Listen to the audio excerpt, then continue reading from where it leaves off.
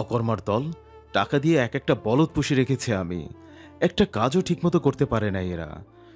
দুইবার শ্রেতাকে এদের হাতে দিয়ে সামান্য একটা কাজে যেতে পারি না আমি। এর মধ্যেই কোনো না কোনো একটা কাণ্ড ঠিকই ঘটে যায়। এরপর অ্যারিস একটা গার্ডের কলার চেপে ধরে ভয়ঙ্কর আওয়াজে বলতে লাগলো, আমার ওয়াইফ কোথায়? কোথায় আমার ওয়াইফ? হ্যারিসের চোখ মুখ এবং মুহূর্তে ভয়ঙ্কর রকম লাল হয়ে গেছে। অত্যন্ত ভয়ঙ্কর লাগছে তার মুখাবয়ব। গার্ডটি প্রচন্ড ভয়ে কাঁপতে কাঁপতে আমতা আমতা করে বলল, আমরা ঠিকভাবেই পাহারা দিচ্ছিলাম বস, কিন্তু ম্যাম হঠাৎ ওয়াশরুমের নাম করে সেই যে ভিতরে গিয়েছিলেন আর বাইরে আসেননি। অনেকক্ষণ সময় অতিবাহিত হয়ে যাওয়াতে আমরা দ্বিধা হয়ে ওয়াশরুমের দরজায় নক করতে থাকি, কিন্তু তিনি কোনো জবাব না দেওয়াতে আমরা দরজা ধাক্কা দিই। তবুও তার কোনো রেসপন্স না পাওয়াতে আমরা দরজা ভাঙার সিদ্ধান্ত নিই আর ঢুকে দেখতে পাই যে ম্যাম সেখানে নেই। সেখানে ভেতর থাকা একটা সিগারেট সুড়ঙ্গ দিয়ে তিনি পালিয়ে গেছেন। এতে আমাদের কোনো দোষ নেই স্যার। বলতে বলতে গার্ডটি কেঁদে ফেলল। হ্যারিস তাকে ছিটকে দূরে সরিয়ে দিল। তারপর প্রচন্ড এক হুঙ্কার দিয়ে উঠল। ফারহান অত্যন্ত সাহস সঞ্চয় করে তার দিকে ছুটে এসে ভয়ার্থক স্বরে বলল, স্যার, ম্যাম সুযোগ বুঝে কোথাও পালিয়ে গেছে, আমাদের তাকে দ্রুত খুঁজে বের করতে হবে। হঠাৎ হ্যারিস একটা ভয়ঙ্কর অট্টহাসি দিয়ে উঠল। উপস্থিত সকলে অবাক হয়ে তার দিকে তাকিয়ে রইল। হ্যারিস ভয়ঙ্কর রক্তিম ও শূন্য দৃষ্টি ওপরের দিকে দৃষ্টি নিবদ্ধ করে হিমশীতল আওয়াজে বলতে লাগলো, যেখানেই ছুটে পালাও না কেন এরিকশন, তোমার গন্তব্য কেবলমাত্র এই একটাই স্থান, অন অ্যান্ড অনলি এরিস। বোকা পাখি আমার, সারাদিন মুক্ত আকাশে ওড়ার পর তোমার অসম্ভবভাবে এরিস নামের নীড়েই ফিরতে হবে। হোক সেটা তোমার অবাধ্য হৃদয়ের অসহনীয় তাড়নায় অথবা আমার আসক্তিপূর্ণ তীব্র ভালোবাসায়। অপরদিকে কালো রঙের একটা ল্যাম্বরগিনি ইটালির মসৃণ ও সুপ্রশস্ত ফাঁকা হাইওয়ে জুড়ে তীব্র গতিতে ছুটে চলেছে। সেখানে বসে আছে দুজন রমণী, শ্বেতা এবং তার বিশ্বস্ত ফিমেল অ্যাসিস্ট্যান্ট অ্যামেলিয়া, যাকে সে তার প্রফেশন ও পার্সোনাল লাইফে সবকিছু খুলে বলেছে। এই মুহূর্তে অ্যামেলিয়া গাড়ি ড্রাইভ করছে এবং শ্বেতা ফ্রন্ট সিটে বসে একগালে হাত দিয়ে রাস্তার দিকে উদাস দৃষ্টিতে তাকিয়ে রয়েছে।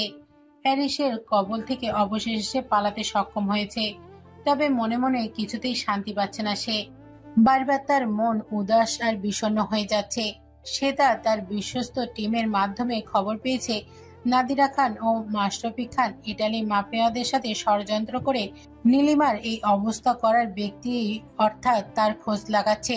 খুব দ্রুত হয়তো পেয়েও যাবে এবং তার ক্ষতি করার চেষ্টা করবে। তাই আসন্ন বিপদ থেকে বাঁচতে এবং তাদের নির্মূল করতে আগে ভাগে শ্বেতাকে এমন ব্যবস্থা নিতে হয়েছে। এই জন্যই মূলত তার এভাবে পালিয়ে আসা। শ্বেতা মনে মনে বলতে লাগলো, আমায় ক্ষমা করে দিও ইরিশ, না চাইতেও তোমার কাছ থেকে পালিয়ে আসতে হলো আমায়। কিন্তু এটা ছাড়া আমার আর কোনো উপায় ছিল না।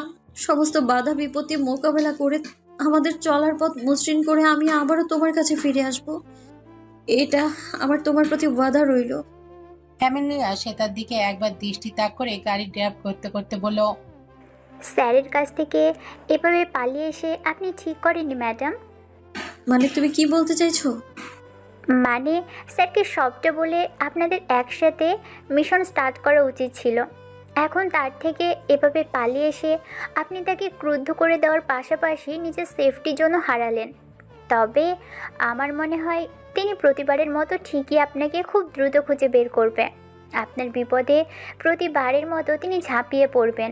সেই সাথে শাস্তিস্বরূপ আপনার কপালে যে কী আছে সেটা স্বয়ং তিনি আর গডই ভালো জানেন। বলেই অ্যামেলিয়া ঠোঁট চেপে কিছুক্ষণ হাসলো। শ্বেতা অ্যামেলিয়ার কথা শুনে কিছুটা ঘাবড়ে গেলেও পরক্ষণে তাকে ঝাড়ি দিয়ে বলে উঠল, উফ, তুমি বেশি কথা বলো অ্যামেলি। এমনিতেই দুনিয়ার ঝামেলায় জড়িয়ে থাকে ইরিশ, তাকে আবার নতুন করে এসব ঝামেলায় জড়াতে চাই না আমি। আর ধরতে পারলে সে আমায় কি করবে দেখা যাক। অ্যামেলিয়া কিছু না বলে ঠোঁট চেপে হাসতে লাগলো। মুখে এমন কনফিডেন্সলি কথা বললেও মনে মনে সে তা ঠিক ঘাবড়ে গিয়ে ভাবছে এবার এরিস তাকে ধরতে পারলে কি করবে কে জানে, হয়তো বড়সড় কোনো কাণ্ড ঘটাবে মনে হচ্ছে। ইটালির একটি আন্ডারগ্রাউন্ড প্যালেসে বর্তমানে সশস্ত্র পাহারায় নিমজ্জিত রয়েছে। রাত্রি অন্ধকারে উপেক্ষা করে অসংখ্য কালো পোশাকধারী সশস্ত্র গার্ড জলজলে ও সতর্ক চাহনিতে চারিদিকে পাহারা জাল বিস্তার করে রেখেছে। তাদের দৃষ্টি অতিক্রম করে কারোরই সুযোগ নেই ভেতরে প্রবেশ করার। প্যালেসের ওপরের দিকটা যতটা অন্ধকারাচ্ছন্ন, নিচের দিকটা ঠিক ততটাই আলোকজ্জ। অত্যাধুনিক ধাঁচে ও আসবাবপত্রে নির্মিত প্যালেসের প্রতিটা কোনায় কোনায় গার্ডরা পাহারারত। মাফিয়া সাম্রাজ্যের জৌসুলে প্রভাবিত বৃহৎ প্যালেসে গুরুগম্ভীর আচরণে অবস্থান করছে তিনজন মানুষ: আন্তোনিও রিকার্দো, নাদিরা খান এবং মাশরাফি খান। আন্তোনিও রিকার্দো ছিল আলেকসান্দ্রার অন্যতম বিশ্বস্ত সহযোগী ও অনুচর। আলেকসান্দ্রা কার্লোর মৃত্যুর পরে তার অনুপস্থিতিতে তার বৃহৎ সাম্রাজ্য বর্তমানে সেই পরিচালনা করছে। সেই সাথে তার মৃত্যুর প্রতিশোধ নেওয়ার জন্য সুযোগ বুঝে অপেক্ষা করছে। তার সেই সুযোগ আরো এক ধাপ এগিয়ে দিয়েছে নাদিরা খান ও মাশরাফি খান।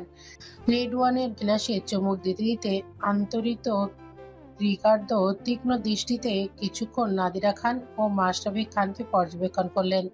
তারা দুজন বেশ সাবলীল ভঙ্গিতে ড্রিঙ্কস করে যাচ্ছে, যেন আন্তরিও রিকার্দোর সাথে তাদের বহুদিনের সখ্যতা। অবশেষে দীর্ঘক্ষণের নীরবতা ভেঙে আন্তোনিও রিকার্দো তাদের দুজনের উদ্দেশ্যে পরিষ্কার ইংরেজিতে বলে উঠলেন, তার মানে আপনারা দুজন এরিস আদ্রিয়ানোর আত্মীয় হন? সেই সাথে আপনারা এটাও জানেন এরিস আদ্রিয়ানো আমাদের শত্রুপক্ষের প্রধান ব্যক্তি। সে আমাদের শত্রু মানে আপনারাও আমাদের শত্রু। তবু জেনে শুনে বাঘের গুহায় কেন আপনারা পা দিলেন সেটা সম্পর্কে জানতে ভীষণ কৌতূহল বোধ হচ্ছে। নাদিরা খান ড্রিঙ্কস করে গ্লাস নামিয়ে রেখে ঠোঁটের করে তির্যক মুচকি হাসি রেখা ঝুলিয়ে তীক্ষ্ণ দৃষ্টিতে আন্তরিও রিকার্দোর দিকে তাকালেন। অফ হোয়াইট কালারের একটি ক্রেপের শাড়ি পরিহিত অবস্থায় তাকে বেশ লাস্যময়ী লাগছে। তার পাশে মাশরাফি খান শুটে বুটে হয়ে বেশ আছেন। নাদিরা খান নমনীয় কণ্ঠে বলতে লাগলেন, অ্যারিস অ্যাড্রিয়ানোকে নিয়ে আমাদের কোনো মাথা ব্যথা নেই। বলতে গেলে এই মুহূর্তে তার সাথে আমাদের কোনো ধরনের যোগাযোগ কিংবা সম্পর্ক নেই। আমরা কেবল আপনার কাছ থেকে একটা সাহায্য নিতে এসেছি এবং বিনিময়ে আপনাকেও সাহায্য দিতে এসেছি। আন্তোনিও রিকার্দো ভ্রু কুঁচকে অবাক কণ্ঠে জিজ্ঞেস করলেন, তো সেই সাহায্যটা কি? নাদিরা খান কিছুক্ষণ চুপ করে থেকে দৃঢ় কণ্ঠে বললেন, অ্যারিস অ্যাড্রিয়ানোকে বরবাদ করতে আপনাকে সাহায্য করা। আন্তোনিও রিকার্দো কিছু মুহূর্ত চুপ থাকলেন। হয়তো ঘনিষ্ঠ কাউকে নিজের ঘনিষ্ঠ কোনো আত্মীয়ের ক্ষতি করার জন্য চুক্তি করতে দেখে তিনি বেশ বিস্মিত হলেন। তবে বেশিক্ষণ সে বিস্ময় টিকল না। তাদের মাফিয়া সাম্রাজ্যের এসব বিশ্বাসঘাতকতা, হৃদয়হীনতা অতি স্বাভাবিক ব্যাপার। আন্তোনিও রিকার্দো বললেন, আমার মতো এত শক্তিশালী একজন গ্যাংস্টার আপনার মতো এত মামুলি একজন মানুষের সাহায্য কেন নিবে? অ্যারিস অ্যাড্রিয়ানোর ক্ষতি করার হলে আপনি বহু আগেই করে ফেলতে পারতেন। সেটা যখন করতে পারেননি তখন আমার সাহায্যই আপনাকে নিতে হবে। এছাড়া আর কোনো উপায় নেই। আর জানেন তো, কাছের মানুষ খুব সহজেই মানুষের পেটে ছুরি বসাতে পারে, কারণ তাদের দুর্বলতা সম্বন্ধে তারাই সবচেয়ে ভালোভাবে জেনে থাকে। আন্তোনিও রিকার্দো কিছু সময় ভ্রু কুঁচকে নাদিরা খানের দিকে তাকিয়ে রইলেন। পরক্ষণে মাশরাফি খান বলে উঠলেন, আমাদের কথাবার্তা আমরা ক্লিয়ারলি বুঝিয়ে দিয়েছি। আমরা এরিস আরিয়ানোকে বরবাদ করতে আপনাকে সাহায্য করব, আর আপনি আমাদের মেয়ে নীলিমাকে ঘায়েল করা ব্যক্তিটির সম্পর্কে সন্ধান দিয়ে তাকে আমাদের হাতে তুলে দিবেন। নাদিরা খান আন্তোনিও রিকার্দোর দিকে শয়তানি হেসে হাত বাড়িয়ে দিয়ে বললেন, তাহলে deal done mister Antonio Ricardo. Antonio Ricardo কিছু সময় চুপ করে থেকে নিজেও একটা পৈশাসিক হাসি হেসে নাদিরা খানের হাতে হাত মিলিয়ে শীতল কণ্ঠে বললেন, সে তার ল্যাম্বোগিনি গাড়িটা এই মুহূর্তে আন্তোনিও রিকার্দো আন্ডারগ্রাউন্ড প্যালেস থেকে মাত্র 1 কিলোমিটার দূরে অবস্থান করছে। শত্রুদের দৃষ্টিসীমার বাহিরে নিরাপদ দূরত্বে অবস্থান করছে তারা। তাদের অন্ধকার তাদেরকে ঢেকে রাখতে পারলেও সে তার চোখের তীক্ষ্ণ জলে দৃষ্টির আড়াল করতে সক্ষম হলো না। ব্ল্যাক কালার ক্রুপ টপ আর তার উপর ব্ল্যাক স্যুট ও জিন্স পরিহিত অবস্থায় হাতে রিভলভার নিয়ে গাড়ির সাথে হেলান দিয়ে দাঁড়িয়ে রয়েছে শ্বেতা। তার পিঠ অবধি খোলা বাদামি চুলগুলো তীব্র বাতাসে উড়াউড়ি করছে। সে তার পাশে দাঁড়ানো অ্যামেলিয়া রশি, তার বিশ্বস্ত ও পার্সোনাল অ্যাসিস্ট্যান্ট। তাদের পেছনে আরো অসংখ্য গাড়ি বর্তমানে গার্ডদের দখলে রয়েছে। দীর্ঘ পিনপত নীরবতার পরে সে তা গুরুগম্ভীর আওয়াজে বলে উঠল, আমাদের এখনই মিশন স্টার্ট করতে হবে আমিলি। আন্তোনিও, রিকার্ডো, নাদিরা খান আর মাশরাফি খান প্যালেসের ভেতরেই অবস্থান করছে। তারা আমাদের হাতের নাগাল থেকে বেরিয়ে যাওয়ার আগেই আমাদের তাদের দিকে আক্রমণ করতে হবে। অ্যামেলিয়া হাতে থাকা ম্যাপটা শ্বেতার দিকে বাড়িয়ে দিয়ে বলল, এখানে ওই আন্ডারগ্রাউন্ড প্যালেসের সমস্ত নারী নক্ষত্র পুঙ্খানুপুঙ্খভাবে ডিজাইন করা রয়েছে। আমাদের সকল গার্ডরা সেখানে ছড়িয়ে ছিটিয়ে পড়বে, আর আমিও আপনি সামনের দিক থেকে আক্রমণ করব। শ্বেতা মাথা নাড়িয়ে সম্মতি জানালো।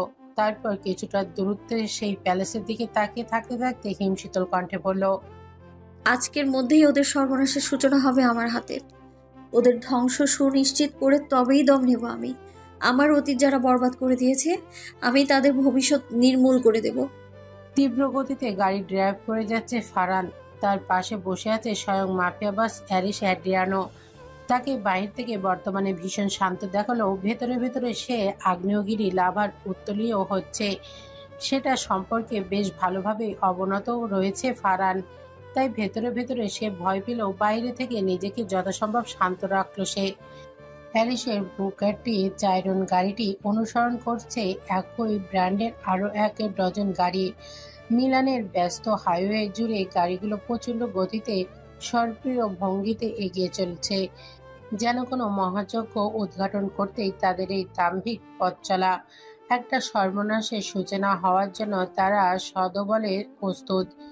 অ্যারিশ হঠাৎ করে এই কারের উইন্ডোজ মিররে হাত দিয়ে একের পর এক আঘাত করতে লাগলো। ফারহান বিস্মিত হয়ে সেদিকে তাকাতেই বেশ ঘাবড়ে গেল। তবে কিছু না বলে সে আগের মতোই ড্রাইভ করতে লাগলো। এদিকে মিররের ফাটল ধরে অ্যারিশের হাতে রক্ত হয়ে গেছে, তবুও সেদিকে তার কোনো ভ্রুক্ষেপ নেই। সে রাগে ফুঁসতে ফুঁসতে জোরে জোরে নিঃশ্বাস নিতে লাগলো। শ্বেতা হঠাৎ এভাবে তাকে ছেড়ে পালিয়ে যাওয়া এবং শ্বেতাকে ছাড়া এতগুলো মুহূর্ত থাকা সেই রীতিমতো উন্মাদে পরিণত হচ্ছে। নিজেকে শান্ত রাখাই তার পক্ষে ভীষণ কষ্টকর হয়ে যাচ্ছে। অ্যারিশ কিছুটা শান্ত হতেই ফারহান বেশ ভয়ে ভয়ে বলল, স্যার প্লিজ শান্ত হন, এভাবে উত্তেজিত হয়ে পড়বেন না। ম্যামের লোকেশন ট্র্যাক করা হয়েছে, খুবই দ্রুত আমরা তার কাছে পৌঁছে যাব। অ্যারিশ চোখ জোড়া বন্ধ করে হিমশীতল কণ্ঠে বলতে লাগলো, ও যেখানে গেছে জায়গাটা কতটা বিপজ্জনক সেই ধারণা কি ওর আছে? এত বেশি সাহস দেখাতে গেছে কেন ও?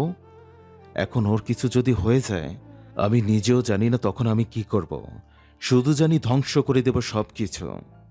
রিল্যাক্স স্যার, আমরা আমাদের ডেস্টিনেশনের খুব কাছাকাছি পৌঁছে গেছি। আশা করি ম্যামের কিচ্ছু হবে না। তারপরে একটু থেমে ফারহান বলল, স্যার আমার মনে হয় অনন্তীয় রিকার্ডো আপনাকে চেকমেট করার জন্য কোনো নতুন ষড়যন্ত্র আসছে।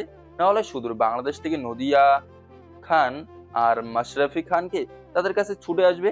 অবশ্য বাংলাদেশেও ছিল বলে আমার মনে হয় না, কারণ বেশ কিছুদিন আগেই তারা হঠাৎ করে লাপাত্তা হয়ে গিয়েছিল। ফারহানের কথার প্রতি উত্তরে অ্যারিশ হঠাৎ প্রচন্ড আওয়াজ করে হেসে উঠল।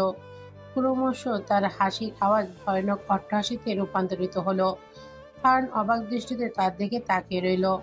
অনেকক্ষণ যাবৎ হাসার পর অ্যারিশ হঠাৎ করেই শান্ত হয়ে গেল। তার মুখভঙ্গি আগের ন্যায় হিমশীতল ও কঠোর হয়ে গেল। তারপর সে ডিপ হাসকি ভয়েসে বলতে লাগলো, আমার সাম্রাজ্যে আমাকে চেকমেট করার ক্ষমতা একমাত্র আমার রানীর। আমি আমার বিনাশকারীকে যে কোনো মূল্যে আমার কাছে চাই। আন্তরিও রিকার্ডো সম্পূর্ণ প্রাসাদে ঘিরে ফেলেছে শ্বেতার গার্ডরা। এতটা সূক্ষ্ম পরিকল্পনা, তারা প্রাসাদের প্রতিটা কোনায় কোনায় প্রভাব বিস্তার করেছে যে কেউ সেখানে তাদের উপস্থিতির আগ পর্যন্ত কোনো কিছুটি টের পায়নি। সবটা মূলত শ্বেতা আর অ্যামেলিয়া মিলিত পরিকল্পনার ফল। বর্তমানে তাদের নিয়ন্ত্রণে গোটা প্যালেস। আন্তরিও রিকার্দো খবর পাওয়া মাত্রই নিজে এবং নিজের বিশ্বস্ত সহযোগীদের নিয়ে আক্রমণ করতে ছুটে আসে। তার গার্ডরাও প্রতিপক্ষের সাথে আক্রমণ শুরু করে দেয়। শুরু হয়ে যায় দুই পক্ষের মাঝে তীব্র গোলাগুলি। সমস্ত নীরব প্রাসাদ কম্পিত হয়ে ওঠে ভারী গোলাগুলির আওয়াজে। নাদিরা খান ও মাশরাফি খান লুকিয়ে পড়ে একটা নিরাপদ স্থানে আশ্রয় নিলেন। তারা বর্তমানে ভীত সন্ত্রস্ত হয়ে পড়লেও মনোবল হারায়নি। দীর্ঘক্ষণ যাবৎ দুই পক্ষের গোলাগুলির মধ্যখানে রিভলভার হাতে গুলি করতে করতে প্যালেসের ভিতরে আগমন ঘটে শ্বেতা ও অ্যামেলিয়ার। দুই পক্ষ সুদক্ষ হাতে প্রতিপক্ষে গার্ডগুলোকে একের পর এক নিশানা লাগিয়ে যাচ্ছে এবং তাতে সুফলও হচ্ছে। এক সময়কার ভীত শ্বেতা আজকে এভাবে মানুষকে গুলি করতেও একটু হাত কাঁপছে না। অবশ্য ওদেরকে মানুষ বললে ভুল হবে, এখানে এক একটা অমানুষ রয়েছে। আন্তরিও, রিকার্দো এবং তাদের সহযোগীদের দ্রুত আটক করে ফেলা হলো। সকলে বন্দী হয়ে গেল শ্বেতার সামনে। আন্তরিও, রিকার্দো শ্বেতাকে দেখে চিনতে না পেরে নিজেকে ছাড়াতে চেষ্টা করে ছটফট করতে করতে রাগান্বিত স্বরে বলল, তো আমি কখনো দেখিনি, তাহলে আমার সাথে কিসের শত্রুতা তোমার? কেন আমার প্যালেস আক্রমণ করে আমায় এভাবে বন্দি করছো? এর পরিণাম কিন্তু একটুও ভালো হবে না। শ্বেতা একটা বাঁকা হাসি এসে সামনে থাকা রয়্যাল চেয়ারে পায়ের উপর পা তুলে বসে ভরাট ও শীতল স্বরে বলতে লাগলো, আমার সাথে তোর কিসের শত্রুতা সেটা তোর পরে জানলেও চলবে, তবে জেনে রাখ, আজ আমার হাত থেকে তোর কিংবা তোর কোনো সহযোগীরই নিস্তার নেই। সকলকেই আমার হাতে মরতে হবে। সে তার আওয়াজ পেয়ে নাদিরা খান কি মনে করে হঠাৎ আড়াল থেকে বেরিয়ে এসে সে তাকে এক পলক দেখে নিলেন। মুহূর্তেই চমকে উঠলেন তিনি। তারপর তাড়াতাড়ি মাশরাফি খানকে ডেকে এনে সে তাকে দেখে তিনি বলতে লাগলেন, আরে এটা তো সেই মেয়ে, মাহিরা সেহরি শেখ। নীলিমা অ্যাক্সিডেন্ট করে কোমাতে যাওয়ার আগ পর্যন্ত বিড়বিড় করে এর নামই তো বহু ছিল। আমি তখন ওর কথাটা বুঝতে পারিনি, কিন্তু ওকে দেখে হঠাৎ করে ব্যাপারটা আমার মাথায় চলে এলো। মাশরাফি খানও অবাক চোখে সে তার দিকে তাকিয়ে রইলেন। কিছুক্ষণ চুপ করে থেকে নাদিরা খান দ্রুত স্থির কণ্ঠে বলে উঠলেন, আমি এখন শতভাগ নিশ্চিত যে এই মাহিরা সেহরি শেখই আমার মেয়ে নীলিমার অ্যাক্সিডেন্ট করিয়েছে। হয়তো এর পেছনে বড় কোনো কারণ আছে, তবে কী কারণ আছে সেটা আমরা পরবর্তীতে ওর কাছ থেকে জানতে পারবো। তার আগে ওকে আমাদের কবজায় নিতে হবে, কিন্তু এই মুহূর্তে মাহিরা সেহরি শেখকে আমি কোনোভাবেই ছাড়ছি না। কথাগুলো বলে তিনি সুযোগ খুঁজতে লাগলেন আন্দ্রেয়া ও রিকার্দোকে সাহায্য করে পুরো ঘটনা নিজের নিয়ন্ত্রণে নেওয়ার জন্য। হঠাৎ করে একটা বুদ্ধি খেলে গেল তার মাথায়। তারা যে রুমে তিনজন মিলে ড্রিঙ্কস করছিল সেখানকার প্রতিটা কোনায় কোনায় খুঁজে একটা রিভলভার খুঁজে পেলেন তিনি। সেটাতে আগে থেকে বুলেট লোড করা ছিল। সেটা হাতে নিয়ে সকলের চোখের অগোচরে গিয়ে তিনি এগিয়ে গেলেন শ্বেতার দিকে। তারপর এক ঝটকায় শ্বেতার পেছনে গিয়ে তার মাথার বাঁ পাশে রিভলভার ঠেকিয়ে ধরলেন। মুহূর্তের উপস্থিতি সকলে প্রবল বিস্ময়ে তার দিকে তাকালো। অ্যামেলিয়া চিৎকার করে বলে উঠল। শ্বেতা হতচকিত হয়ে নিজেকে বন্দি অবস্থায় দেখলেও শান্ত থাকলো। শ্বেতার গার্ডরা হতভম্ব হয়ে তাকিয়ে রইল। অপরদিকে আন্তরিও, রিকার্দো এবং তাদের গার্ডদের মুখে হাসি ফুটল।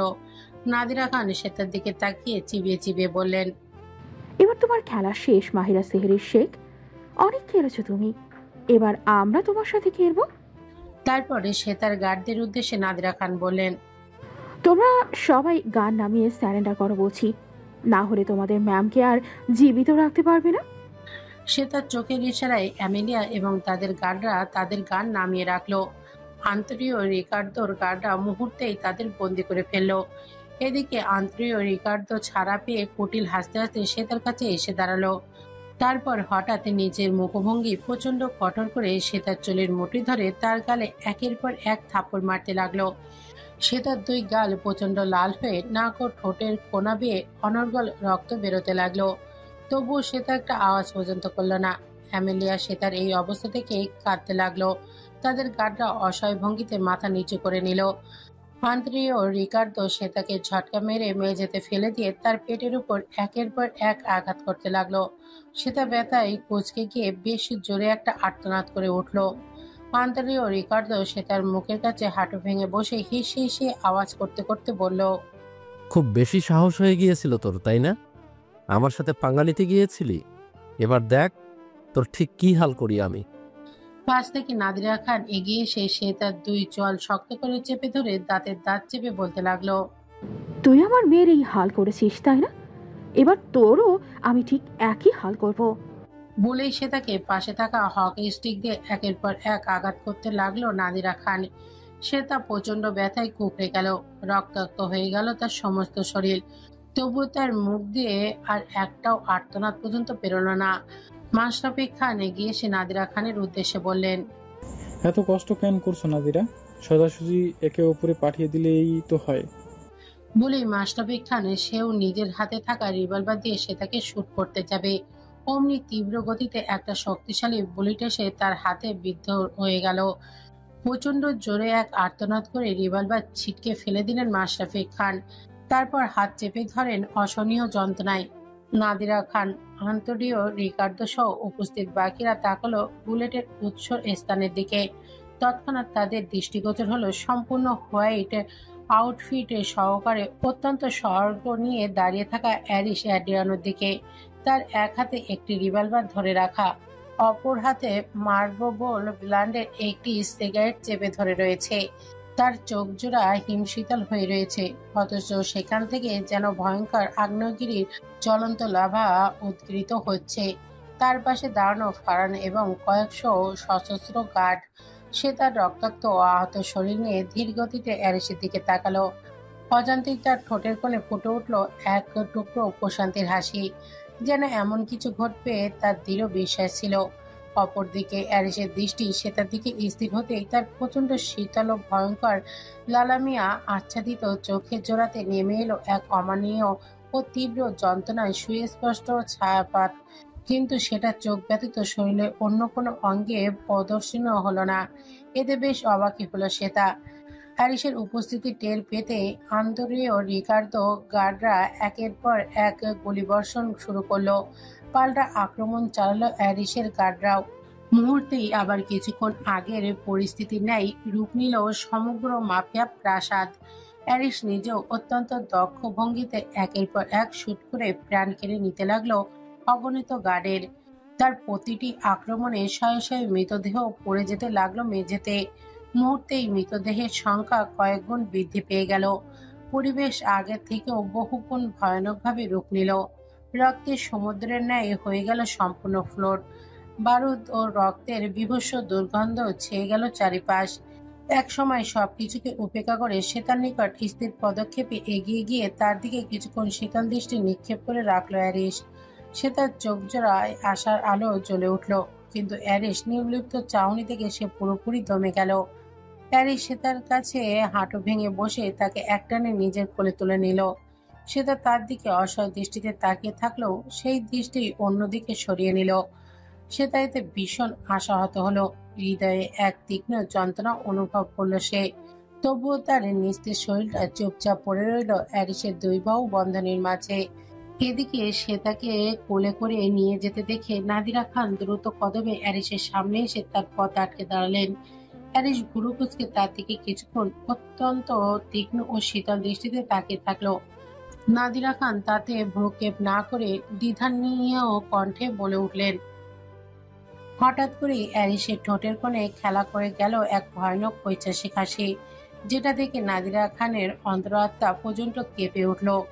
হ্যারিস নাদিরা খানের কানের কাছে মুখ নিয়ে অত্যন্ত শীতল আওয়াজে বলে উঠলেন, জাস্ট ওয়েট আ মিনিট ফুপিমণি। বলেই নাদিরা খানকে পাশ কাটিয়ে চলে গিয়ে আন্ডারগ্রাউন্ড প্যালেস থেকে বেরিয়ে গেল অ্যারিস। তারপর তার গাড়ির ব্যাক সিটে সে তাকে শুয়ে দিল সে। তার পিছু পিছু অ্যামেলিয়াও ছুটে এলো। হ্যারিসের ইশারায় ব্যাক সিটে সে তার পাশে গিয়ে বসে তার মাথাটা নিজের কোলের উপর রাখলো অ্যামেলিয়া। তারপরে সে তার মাথায় যত্ন সহকারে হাত বোলাতে লাগলো।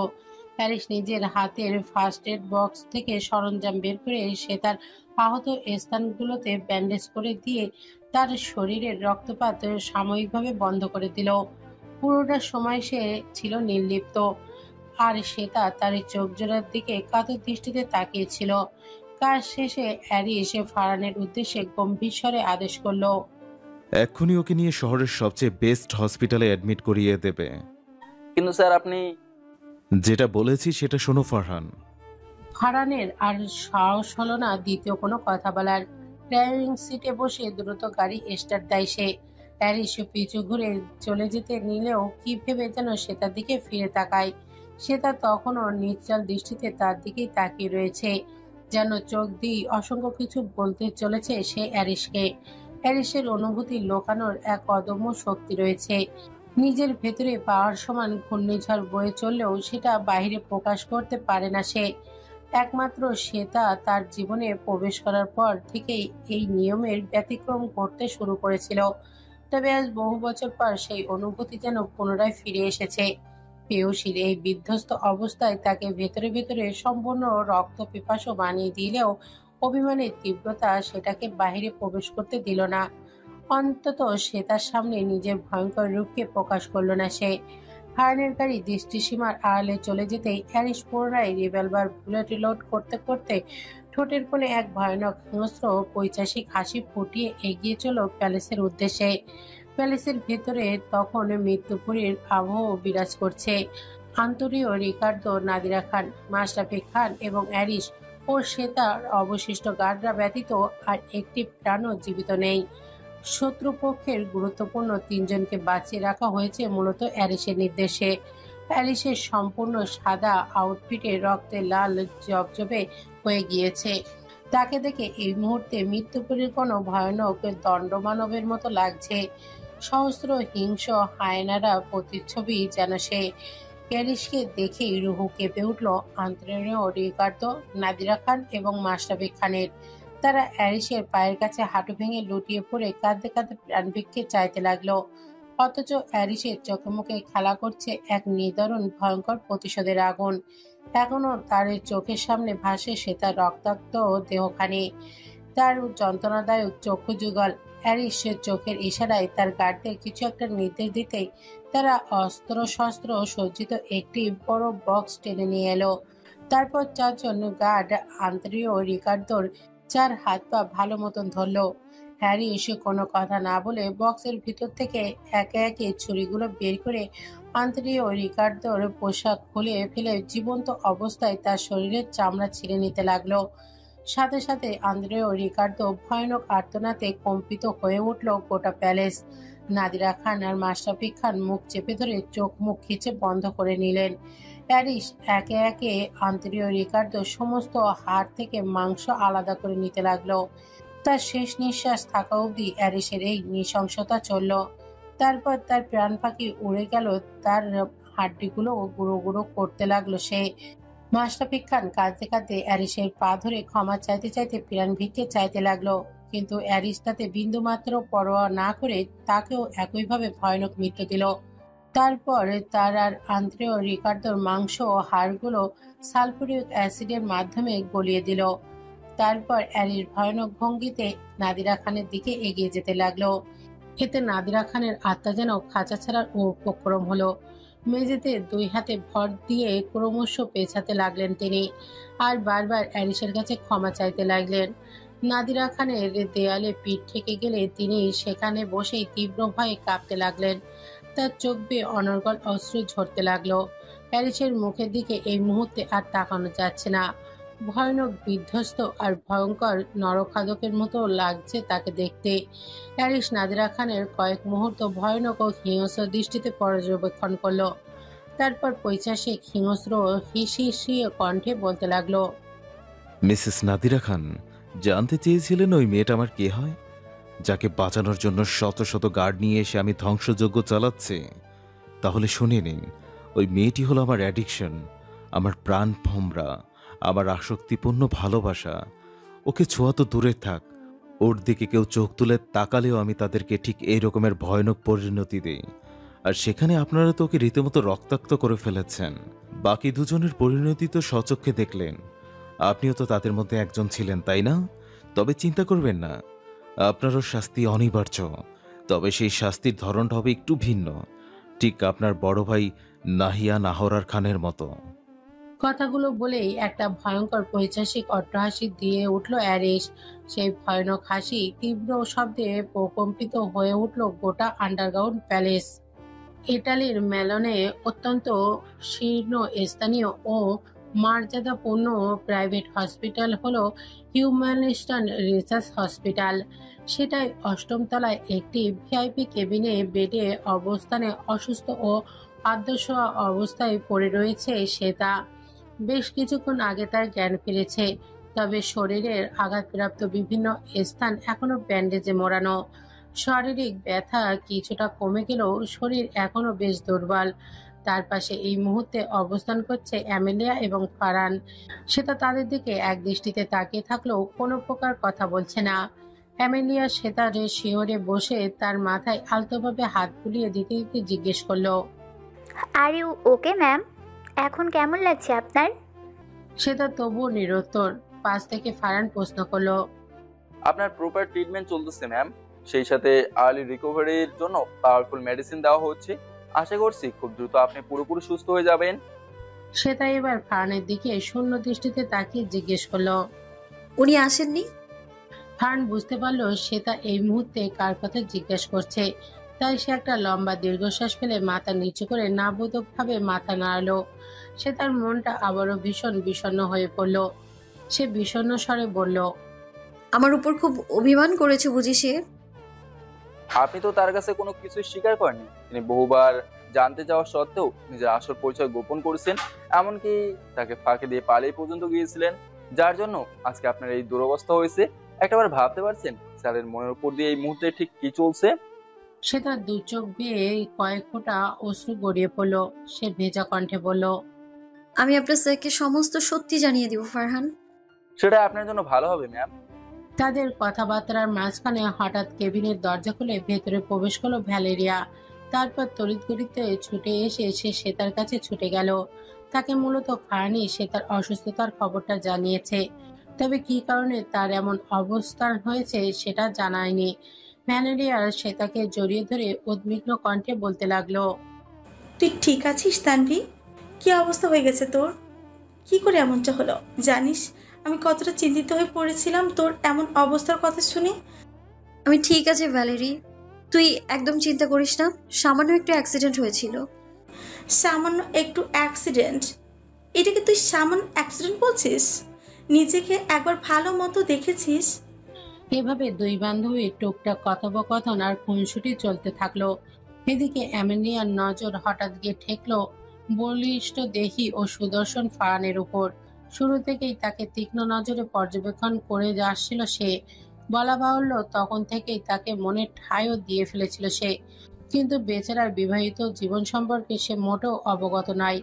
সে তার সাথে কথা বলতে বলতে হঠাৎ করে ভ্যালেরিয়ার নজর গিয়ে ঠেকলো অ্যামেলিয়ার উপর। সে তখনও ফারানকে সূক্ষ্ম দৃষ্টিতে পর্যবেক্ষণ করে যাচ্ছিল। অপরদিকে ফারান সবাই বসে একমনে ফোন স্ক্রল করে যাচ্ছিল। কে তাকে দেখছে না দেখছে সেদিকে তার কোনো খেয়ালই নেই। ভ্যালেরিয়া চোখ মুখ শক্ত করে ফারানের কাছে ছুটে গিয়ে তার পাশে বসলো। তারপর তার মুখ নিজের দিকে ফিরিয়ে তাকে আচমকা চুম্বন করে বসলো। হঠাৎ সবার সামনে ভ্যালেরিয়া এমন করাতে ফারান বেশ অবাক হলো, সেই সাথে কিছুটা লজ্জিত হলো। ফ্যাল ফ্যাল করে ভ্যালেরিয়ার মুখ পানে তাকিয়ে রইল সে। সে তার অ্যামেলিয়া তাদের দিকে অবাক হয়ে তাকিয়ে রইল। ভ্যালেরিয়া ফারানের কাছ থেকে মোবাইল ছিনিয়ে নিয়ে তার বাহু জড়িয়ে ধরে তার বুকে মাথা রেখে আহ্লাদি কণ্ঠে বলতে লাগলো, মাই ডিয়ার হাবি, আমাকে রেখে সারাক্ষণ ওই ফোনের মধ্যে কি এত দেখো? কই নিজের একমাত্র বউকে একটু আদর ভালোবাসা দেবে তা নয়, দিনে দিনে ভীষণ আনরোম্যান্টিক হয়ে যাচ্ছ তুমি। বলতে বলতে অ্যামেলিয়ার দিকে তীক্ষ্ণ দৃষ্টি নিক্ষেপ করলো ভ্যালেরিয়া। অ্যামেলিয়া অস্বস্তি সহকারে নিজের দৃষ্টি সরিয়ে নিল। এতক্ষণ অন্যের হাজবেন্ডের দিকে এরকম দৃষ্টি দিচ্ছিল ভাবতেই তার ভীষণ লজ্জা লাগতে লাগলো। মনে মনে নিজের মনকে কয়েকবার তিরস্কার করলো সে। তারপর ঠিক করলো এরপর থেকে কারোর ওপর ক্রাশ খাওয়ার আগে সেই ব্যক্তির সম্পর্কে ভালোভাবে ডিটেলসে জেনে নেবে সে। এদিকে ফারান ভ্যালেরিয়াকে নিজের সাথে জড়িয়ে নিয়ে তার কপালে গাঢ় চুম্বন করলো। তারপর মোলায়েম কণ্ঠে বলল, আমার লাইফে তোমার প্রায়োরিটি সবচেয়ে বেশি। তুমি তো আমার সব, আমার একমাত্র ভালোবাসার প্রেয়সী। তারপর তার কানের কাছে মুখ নিয়ে ফিসফিস করে বলল, আর আমি কেমন রোমান্টিক সেটা না হয় বাসায় গিয়ে তোমাকে দিচ্ছি। ভ্যালেরিয়া প্রচন্ড লজ্জা পেয়ে ফারানের কাছ থেকে দূরে সরে যেতে চাইলে ফারান বাঁকা হেসে তাকে আরো নিজের সাথে চেপে ধরে। এসব দেখে সে তার ঠোঁটের কোণে মৃদু হাসি ফুটে উঠলেও মনে একরাশ বিষণ্ণতা আর শূন্যতা জেঁকে বসে। একটি বদ্ধ ও অন্ধকারাচ্ছন্ন রুম থেকে একজন নারী তীক্ষ্ণ চিৎকার ও কান্নার আওয়াজ ভেসে আসছে। তার চার হাত পা এই মুহূর্তে লোহার চেয়ারের সাথে লাইলেন দড়িতে শক্ত করে বেঁধে রাখা হয়েছে। গত 24 ঘন্টা যাবৎ তাকে ঠিক এইভাবেই বেঁধে রাখা হয়েছে। খাবার তো দূরের কথা, এক ফোঁটা পানিও তার গলা দিয়ে নামেনি। চিৎকার করতে করতে গলা শুকিয়ে আসলেও এখনো চিৎকার করা থামায়নি সে। তার দুই চোখে অশ্রু দুটো গালে লেপটে গিয়ে চিটচিটে ভাব ধারণ করেছে। বেশভূষা ও চুল পর্যন্ত এলোমেলো অবস্থায় রয়েছে। নারীটি আর কেউই নাই, এক সময়কার ক্ষমতাধর ও প্রভাবশালী নারী নাদিরা খান, যে এই মুহূর্তে পৃথিবীর সবচেয়ে অসহায় ব্যক্তিদের মধ্যে একজন। নাদিরা খান ভাঙা কণ্ঠে আবারও চিৎকার করে বলতে লাগলেন, কে আছো কোথায়? আমায় বাঁচাও, আমাকে বের করো এই নরকপুরী থেকে। শুনতে পাচ্ছ কেউ আমার আওয়াজ? আফসোস, নাদিরা খানের আওয়াজ এই মুহূর্তে কেউই শুনতে পাচ্ছে না। পারলেও সেই সমস্ত কঠোর হৃদয়ের অধিকারী গার্ডরা তাতে বিন্দুমাত্র পরোয়া করছে না। এক সময় হঠাৎ করে এই রুমের দরজা খট করে খুলে গেল। তাতে বাহির থেকে এক চিলতে আলো ভেতরে প্রবেশ করলো। সেই সাথে প্রবেশ করলো একটি বলিষ্ঠ সুঠাম ও দীর্ঘদেহী অবয়ব। অবয়বটি কি চিনতে নাদিরা খানের একটুও বেগ পেতে হলো না। হ্যারিস অত্যন্ত ধীর ও দাম্ভিক পদক্ষেপে নাদিরা খানের সামনে এসে দাঁড়ালো। তার চোখ মুখ এই মুহূর্তে ভয়ঙ্কর শীতলতায় আচ্ছাদিত। এই মুহূর্তে তাকে দেখতে ভীষণ শান্ত লাগছে। এই যেন ঝড়ের পূর্বে কোনো পূর্বাভাস। হ্যারিসকে দেখা মাত্রই নাদিরা খানের শক্ত বাঁধনের মধ্য থেকেও হাত পা ছড়াছড়ি করতে করতে প্রচন্ড আক্রোশের সাথে বলতে লাগলেন, আমাকে ছেড়ে দাও বলছি এরিস। আমি একবার মুক্ত হতে পারলে তোমাকে আমি ছাড়বো না। আমার এই অবস্থা করার জন্য এবং আমার স্বামীকে হত্যার জন্য তোমায় আমি নিঃশেষ করে দেব। হ্যারিস ফিসেল ও বাঁকা হেসে নাদিরা খানের সামনের চেয়ারটিতে পায়ের ওপর পা তুলে বসলো। তারপর তার মুখের দিকে তাকিয়ে থেকে অত্যন্ত শান্ত অথচ শীতল কণ্ঠে বলল, তাই নাকি? এখনো আপনার আক্রোশ কিংবা তেজ একটুও কমেনি দেখছে। আপনার কি মনে হয় আপনি এখান থেকে আদৌ কখনো মুক্তি পেতে পারবেন? নাদিরা খান ভীত চোখে অ্যারিসের দিকে তাকালেন। অ্যারিসের চোখে মুখে এই মুহূর্তে অদ্ভুত এক প্রশান্ত ও হিংস্রতা বিরাজ করছে। নাদিরা খান নিজেকে বাঁচাতে চেহারায় যত সম্ভব কামনীয় করে বললেন, আমাকে প্লিজ ছেড়ে দাও অ্যারিস। আমি তোমার ফুপি হই, সেই কথা কি ভুলে গেছো? অ্যারিসের শান্ত মুখশ্রী সাথে সাথে ভীষণ কঠোর হয়ে গেল। সেই সাথে সেখানে ভর করলো একে সীমাহীন পৈচাসিকতার আভাস। সে সোজা হয়ে বসে দাঁতে দাঁত চেপে রুষ্ট কণ্ঠে বলতে লাগলো। নাদিরা খান স্থির দৃষ্টিতে অ্যারিসের দিকে তাকিয়ে রইলেন। অ্যারিস তখন সীমাহীন রাগে গজগজ করতে করতে জোরে জোরে নিঃশ্বাস নিতে লাগলো। নাদিরা খান শান্ত স্বরে জিজ্ঞেস করলেন, এই মেয়েটি কে এরিস?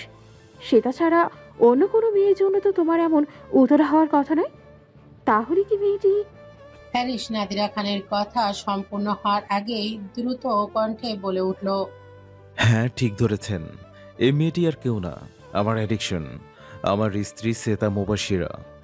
নাদিরা খান ভীষণভাবে চমকে উঠলেন। তার হার্টবিট এই মুহূর্তে কয়েক গুণ বেড়ে গিয়েছে।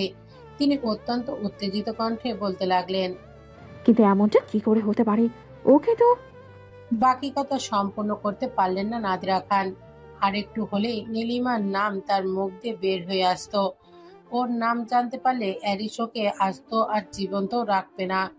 ভাগ্যিস আন্ত্রেও রিকার্ডোর সাথে দেখা করার আগে নীলিমাকে একটা সেফ জোনে রেখে আসতে পেরেছিল তারা। অ্যারিস ভুরু কুচকে জিজ্ঞেস করলো, চুপ হয়ে গেলেন কেন মিসেস নাদিরা খান? ওকে তো কি? কিছু না। নাদিরা খান ভয়ে চোখ মুখ খিচে বন্ধ করে নিলেন। হ্যারিস তার দিকে কিছুক্ষণে শীতল ও তীক্ষ্ণ দৃষ্টি নিক্ষেপ করে উঠে দাঁড়িয়ে নির্লিপ্ত স্বরে বলল, যাই হোক, আমার অজানা সকল প্রশ্নের উত্তর আমি নিজেই বের করে নেব। আপনার ওপারের জীবনের জন্য শুভকামনা রইল। আশা করি জাহান্নামে অত্যন্ত খারাপ অবস্থানে থাকবেন আপনি। তবে তীব্র আফসোস, আপনাকে নিজের হাতে মৃত্যু দিতে পারলাম না আমি। কথাগুলো বলেই অ্যারিস আর এক মুহূর্ত সেখানে না দাঁড়িয়ে থেকে গটগট করে বাইরে চলে গেল। নাদিরা খান সীমাহীন ভয়ে কুঁকড়ে গেলেন। তিনি চিৎকার করতে করতে বললেন, মানে কি এরিস? তুমি কি করতে চাইছো আমার সাথে? নাদিরা খানের আওয়াজ সেখানেই থেমে গেল যখন ভেতরে একটি লোহার কফি নিয়ে প্রবেশ করলো কয়েকজন কালো পোশাকধারী গার্ড। নাদিরা খান বিহ্বল দৃষ্টিতে সেদিকে তাকিয়ে রইলেন। পরক্ষণেই তিনি কিছু বুঝে ওঠার আগে একজন গার্ড তার কাছে এসে তার মুখে ভালো করে কষ্টেপ লাগিয়ে দিল। তারপর তাকে চেয়ারের বাঁধন থেকে মুক্ত করে উঠিয়ে নিয়ে এসে কফিনে হাত পা বেঁধে ঢুকিয়ে দিল। কফিনটার ভেতরে অসংখ্য তীক্ষ্ণ লোহার কাঁটা বসানো ছিল। নাদিরা খানকে সেখানে শুয়ে দিয়ে দরজা বন্ধ করতে প্রচন্ড ধারালো লোহার কাঁটাগুলো তার সমস্ত শরীর ভেদ করে ঢুকে গেল। মুহূর্তে সীমাহীন শারীরিক যন্ত্রণায় অস্ফুট গোঙানি তীব্র আর্তনাদ করতে লাগলো নাদিরা খান। কিন্তু তার সমস্ত আর্তনাদে সেখানেই চাপা পড়ে যায় যখন কফিনের দরজা বন্ধ করে দেওয়া হয়েছিল। গার্ডরা তাকে সেইভাবে রেখেই দরজা বন্ধ করে চলে গেল। এটি মূলত একটি মধ্যযুগীয় শাস্তি প্রদান পদ্ধতি, যাকে বলা হয় দ্য আয়রন মেডেল। এই শাস্তি প্রদানে ভিকটিমের সাথে সাথে মারা যায় না, অর্থাৎ দীর্ঘ সময় ধরে সীমাহীন যন্ত্রণা ভোগ করতে করতে একসময় ধীরে ধীরে মৃত্যুর করে ঢলে পড়ে। নিজের পার্সোনাল আন্ডারগ্রাউন্ড টর্চার সেল থেকে মাত্রই বেরিয়েছিল অ্যারিস। তার পরনে ব্ল্যাক আউটফিটের সাথে একটি লং ব্ল্যাক কোট, পোশাক ও চুলে অত্যন্ত পরিপাটি অবস্থায় তাকে দেখতে বেশ ড্যাসিং ও কুল লাগছে। হ্যারিস নিজের ব্ল্যাক কালারের ফেরারি 488 জিপিবি কারের দরজা খোলা মাত্রই তার নজরে পড়ল রেড কালারের মার্সিডিজ MC-20 কারের সামনের দিকে হেলান দিয়ে দাঁড়িয়ে থাকা dark brown colour short dress পরিহিত এক লাস্যময়ী তরুণীর দিকে, যার তীক্ষ্ণ ও নেশালো দৃষ্টি এই মুহূর্তে তার দিকে নিবদ্ধ হয়ে রয়েছে। প্যারিস তাকে ইগনোর করে গাড়িতে উঠতেই যাবে, ঠিক সেই মুহূর্তে একটি রিনরিনে কণ্ঠের আওয়াজে থমকে দাঁড়ালো সে। Mister Aris Adriano. হ্যারিস থমকে দাঁড়িয়ে গিয়ে মেয়েটির দিকে তাকালো। ক্যাথরিন তার দিকে ক্যাটওয়াক স্টাইলে এগিয়ে এসে তার সামনাসামনি দাঁড়ালো। হ্যারিস ভুরু কুঁচকে তার দিকে কিছুক্ষণ তাকিয়ে রইল। ক্যাথরিন নিজের হাত বাড়ি দিয়ে হ্যান্ডশেক করতে চাইলেও হ্যারিস রীতিমতো উপেক্ষা করলো। ক্যাথরিন এতে বেশ অপমানিত বোধ করলেও পরক্ষণে ধীরে ধীরে হাত সরিয়ে নিল সে। তারপর হ্যারিসের উদ্দেশ্যে কোমল আওয়াজে বলল, hi, I am Catherine Fernandez. আর তোমার পরিচয় তো আমি আগে থেকে জানি, ইতালির the great mafia boss Aris Adriano. আচ্ছা, আমরা দুইজন কি ভালো বন্ধু হতে পারি? হ্যারিস কোচকানো ভ্রুজোড়া এই মুহূর্তে শীতল হলো। সে বুকে হাত ভাঁজ করে ক্যাথরিনের দিকে ইগল দৃষ্টিতে তাকিয়ে শীতল কণ্ঠে বলল, সরি, বাট আমি মেয়েদের সাথে বন্ধুত্ব করি না। তাহলে সেদিন পার্টিতে তোমার সাথে যে ওই মেয়েটা কে ছিল? আমি কাউকে আমার পার্সোনাল কথাবার্তা বলতে পছন্দ করি না। Oh really? You have a lot of attitude, I like it. Harris আর কোনো কথা না বলে যেই গাড়িতে উঠতেই যাবে, তখন হঠাৎ করে ক্যাথরিন তার এক হাত ধরে ফেলে। হ্যারিসেতে প্রচন্ড ক্ষিপ্ত হয়ে অত্যন্ত দ্রুততার সাথে তার দুই হাত মুচড়ে ধরে গাড়ির সাথে চেপে ধরল। তারপর পকেট থেকে একটা রিভলভার বের করে সেটা ক্যাথরিনের মাথায় তাক করে। ক্যাথরিন প্রচন্ড ভয় পেয়ে নিজেকে ছাড়ানোর চেষ্টা করতে করতে ব্যথায় কাতরাতে লাগলো। হ্যারিস শীতল আওয়াজে বলতে লাগলো, ভুলেও এই কাজ দ্বিতীয়বার করার চেষ্টা করো না মেয়ে, না হলে এই রিভলভারের প্রত্যেকটা বুলেট তোমার মাথায় ঢুকিয়ে দেব। Mind it. আর জানতে চেয়েছিলে না আমার সাথে পার্টিতে ওই মেয়েটা কে ছিল? তাহলে শুনে নাও, ওই মেয়েটি আমার স্ত্রী ছিল, আমার একমাত্র ভালোবাসা। আমাদের দুজনের মধ্যে তৃতীয় ব্যক্তি হয়ে ঢোকার চেষ্টা করো না, না হলে তোমার পরিণামের কথা তো জানোই। ওহে, আরেকটা কথা, আগামীকাল আমি আমার ওয়াইফকে সেকেন্ড টাইম ম্যারেজ করতে যাচ্ছি। তোমারও সেখানে ইনভাইটেশন রইল। প্রাণ ভরে আমাদের দুজনের জুটি দেখে নিয়ে নিজের অবস্থান যাচাই করে নিও, কেমন? কথাগুলো বলে ক্যাথরিনকে এক ঝটকায় মেরে সরিয়ে দিয়ে গাড়িতে উঠে বসে দ্রুত সেখান থেকে প্রস্থান করলো হ্যারিস। ক্যাথরিন তার যাওয়ার পানে ফ্যালফ্যাল দৃষ্টিতে তাকিয়ে রইল। তার এই মুহূর্তে কি রিয়েক্ট করা উচিত সে সেটা বুঝতে পারছে না। পরক্ষণেই একটা গভীর হতাশায় নিমজ্জিত হলো সে। জীবনে প্রথম কোনো পুরুষকে তার এতটা ভালো লেগেছিল, আর সেও কিনা তার থেকে এভাবে হাতছাড়া হয়ে গেল। ক্যাথরিনের হঠাৎ মনে হতে লাগলো সে সুন্দরী না। না হলে যেখানে শত শত ছেলেরা তার জন্য পাগল, সেখানে অ্যারিস অ্যাড্রিয়ানো কেন পাগল হলো না? পরক্ষণেই তার বিবেক উত্তর দিল, এক নারীতে আসক্ত পুরুষরা কখনোই কারো রূপে জালে আটকায় না। তারা তাদের ভালোবাসায় নির্দিষ্ট রমণীর প্রতি আজীবন আটকে থাকে। হসপিটালের বেডে আরাম করে বসে রয়েছে শ্বেতা। এই মুহূর্তে প্রায় পুরোপুরি ঠিক হয়ে গিয়েছে সে। শরীরের ব্যথাও তেমন একটা নেই এবং তার শরীর খুব একটা দুর্বলও লাগছে না। অ্যামেলিয়া তার বেডের পাশে চেয়ারে বসে ফল কেটে কেটে শ্বেতাকে খাইয়ে দিচ্ছিল। শ্বেতাকে বড় বোনের মতো মনে করে সে, আর শ্বেতাও তাকে ছোট বোনের মতোই আগলে রাখে। হঠাৎ করে কেবিনের দরজা খুলে ঘূর্ণিঝড়ের মতো ভেতরে প্রবেশ করলো অ্যারিস। শ্বেতা প্রথমে তাকে দেখে প্রচন্ড খুশি হয়ে গেল, পরক্ষণে কঠোর ভঙ্গিতে অ্যারিসকে তার দিকে তেড়ে আসতে দেখে সে ভীষণ হকচকে গেল। অ্যামেলিয়া অবস্থাও তাই হলো। হ্যারিস কোনো কথা না বলে সে তাকে একটানে বেড থেকে উঠিয়ে নিয়ে নিজের কাঁধের একপাশে তুলে নিল। তারপর কেবিন থেকে বেরিয়ে তাকে নিয়ে হনহন করে হসপিটালের করিডোর বেয়ে বাইরের দিকে যেতে লাগলো। অ্যামেলিয়া তাদের পিছু পিছু যেতে লাগলো। কারণ এই মাত্র বাইরে থেকে আসছিল। এই দৃশ্য দেখে সেও প্রায় থমকে গেল। প্যারিসের গার্ডরা তার পিছু পিছু যেতে লাগলো। হসপিটালের সকল স্টাফ, ডাক্তার আর নার্সরা এই দৃশ্য দেখে রীতিমতো হয়রান হয়ে গেল। তবে কিছু বলার সাহস পেল না তারা। ইটালিয়াতে মাফিয়া বস অ্যারিস অ্যাড্রিয়ানোকে চেনে না এমন কেউ বা আছে? এদিকে শ্বেতা অ্যারিসের কাঁধের উপর থেকে ছটফট করতে করতে চিৎকার করে বলতে লাগলো, এটা কি করছেন এরিস? আমায় এইভাবে নিয়ে যাচ্ছেন কোথায়? প্লিজ নামান আমায়। হঠাৎ করে আপনি এমনটা কেন করছেন? কিন্তু অ্যারিসের সেদিকে কোনো ভ্রুক্ষেপ নেই। সে নিজের মতো করে শ্বেতাকে কাঁধে নিয়ে হসপিটাল থেকে বাইরে বেরিয়ে গেল। সে তার পরনে তখনও হসপিটালের শুভ্র ড্রেস। অ্যারিস শ্বেতাকে পার্কিং লটে নিয়ে এসে গাড়ির ফ্রন্ট সিটে বসিয়ে দিল। শ্বেতা তখনও চিৎকার চেঁচেমেচে ও ছটফট করছে দেখে অ্যারিস বাধ্য হয়ে একটা চিকন দড়ি দিয়ে ওর হাত দুটো বেঁধে দিল আর একটা কস্টেপ দিয়ে মুখ আটকে দিল। শ্বেতার ছটফটানি এতে কমে গেলেও মুখ দিয়ে অস্ফুট আওয়াজ করতে লাগলো। হ্যারিস তার দিকে রাঙানত চেহারার অগ্নিদৃষ্টি নিক্ষেপ করে কঠোর স্বরে বলল, আরেকটা আওয়াজ করলে এখানেই তোমার আর আমার বাসরের কার্যক্রম শুরু করে দেব বলে দিলাম। হ্যারিসের এহেন কথা শুনে শ্বেতা একদম চুপ মেরে গেল। সেই সাথে প্রচন্ড লজ্জা তার মুখটা আরক্তিম হয়ে উঠল। হ্যারিস শ্বেতাকে সিট বেল্ট পরিয়ে দিয়ে নিজেও দ্রুত পরে নিল। তারপর কার স্টার্ট করে ছুটলো তার নির্দিষ্ট গন্তব্যের উদ্দেশ্যে। তার পিছু পিছু গার্ডরা কয়েকটা গাড়িতে করে অ্যারিসকে অনুসরণ করে চলল। তারা চলে যেতে সেখানে উপস্থিত হলো অ্যামেলিয়া ও ফারহান। ফারহান নিজের গাড়ি করে চলে যেতে নিলে অ্যামেলিয়াও তাতে উঠে পড়ল। ফারহান পরিস্থিতি বুঝে আর বিরক্তি না করে তাকে নিয়ে অ্যারিসের অনুসরণ করে এগিয়ে চলল। ভিলা নেগ্রো ক্যাম্পলিও ইটালিয়ান মিলান বিখ্যাত ওয়েটিং ভ্যানেলিওগুলোর মধ্যে অন্যতম। এটি একটি ঐতিহাসিক ভিলা যেটি তার চমৎকার স্থাপন ও সবুজ বাগানের জন্য পরিচিত। সেই সাথে একটি রোমান্টিক ম্যারেজ সেরিমনির জন্য উপযুক্ত স্থান। সম্পূর্ণ ওয়েটিং ভ্যানুর অত্যন্ত সুন্দর ও জাঁকজমকপূর্ণ আলোকসজ্জায় সাজানো হয়েছে। তবে সম্পূর্ণটা ব্ল্যাক থিমে সাজানো হয়েছে। মাফিয়া বসের বিয়ে বলে কথা, এমনটা হওয়াই তো স্বাভাবিক।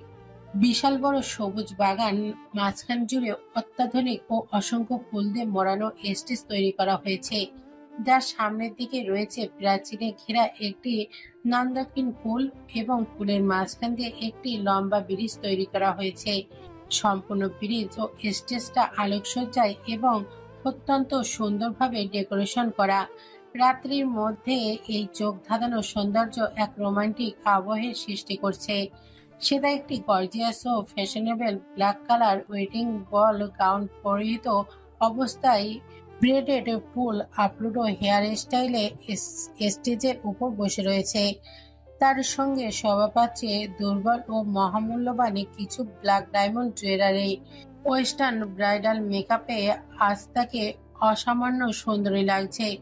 তার ঠিক পাশে ব্ল্যাক ওয়েডিং আউটফিটে অত্যন্ত পরিপাটি অবস্থায় বসে রয়েছে অ্যারিস। ক্লাসিক কট হেয়ার স্টাইলে তাকে বরাবরের মতোই অত্যন্ত সুদর্শন লাগছে। সে যতটা উদ্বিগ্ন চিত্তে বসে আছে, হ্যারিস ঠিক ততটাই শান্ত ও নির্লিপ্ত ভঙ্গিতে বসে রয়েছে, যেন সে তাকে বিয়ে করা তার নিত্য নৈতিক ব্যাপার। কিছুক্ষণ আগেই হ্যারিস ও শ্বেতা দ্বিতীয়বারের মতো বিয়ে সম্পন্ন হয়েছে, তবে এটা শুধুই ম্যারেজ রেজিস্ট্রি পেপারে সাইন করে। হ্যারিস শ্বেতাকে মাহিরা শেরিস শেখ নামে বিয়ে করেছে। স্টেজের সামনে ইটালিয়ান অত্যন্ত প্রভাবশালী ব্যক্তিবর্গ ও ক্ষমতাশালী মাফিয়ার অবস্থান রয়েছে। তারা অ্যারিস ও তার লাইফ পার্টনারদের ভবিষ্যতে দাম্পত্য জীবনের জন্য শুভকামনা জানাচ্ছে। সকলের সাথে সাথে রাফায়েল ফার্নান্ডেজ এবং তার মেয়ে ক্যাথিক ফার্নান্ডেজ বসে রয়েছে। ক্যাথরিন অ্যারিস ও শ্বেতাকে এক দৃষ্টিতে পর্যবেক্ষণ করতে করতে মনে মনে বলল, মেয়েটা আসলে অনেক ভাগ্যবতী যে এমন একজন সুপুরুষকে জীবনসঙ্গী হিসেবে পেয়েছে। সেই সাথে তোমাদের জুটিটাও ভীষণ পারফেক্ট।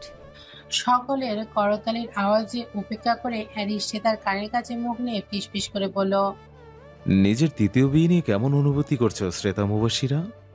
শ্বেতা অ্যারিসের এই কথা উপেক্ষা করে হঠাৎ বলে উঠল, আপনি না বলেছিলেন আপনার মাফিয়া সাম্রাজ্য থেকে আমাকে আড়াল করে রাখবেন, যাতে আপনার দুর্বলতায় কেউ কখনো আঘাত দিতে না পারে কিংবা আমার কোনো ক্ষতি করতে না পারে? তাহলে সবাইকে আমাদের বিয়ে সম্পর্কে জানালেন কেন? আমার বউকে লুকিয়ে রাখবো কেন আমি? সবাই তো জানো এরিশ অ্যাড্রিয়ানোর স্পেশাল পার্সনটি কে, আর কার বুকে কত বড় কলিজা আমি দেখব, যে কিনা আমার কাছ থেকে তোমায় ছিনিয়ে নিতে আসে। মাহিরা শেহরি শেখ নামে আমার কাছ থেকে তুমি পালাতে চাইতে না, এবার সেই নামেই তোমাকে চেকমেট করে ফেলবো আমি। এবার দেখি আমার কাছ থেকে কোথায় পালাও তুমি। শ্বেতা অ্যারিসের চোখের দিকে তাকাতেই সেই চোখের ইশারায় ডান দিকে তাকাতে বলল। শ্বেতা সেদিকে তাকানোর মাত্রই থমকে গেল। ফারহান ভ্যালেরিয়া ও অ্যামেলিয়ার সাথে সেই দিকে মিস্টার লতিফ ও মিসেস সামিরা খানও অবস্থান করছে। তারা তার দিকে অপলক দৃষ্টিতে তাকিয়ে রয়েছে। শ্বেতা অ্যারিসের দিকে ফিরে প্রচন্ড বিস্মিত কণ্ঠে জিজ্ঞেস করলো, বাবা মাকে এখানে এনেছেন কেন আপনি? টেনশন নিও না বেবি গার্ল, তোমার আসল পরিচয়ের ব্যাপারের প্রমাণ সহ তাদেরকে সবটা জানিয়ে দিয়েছে আমি।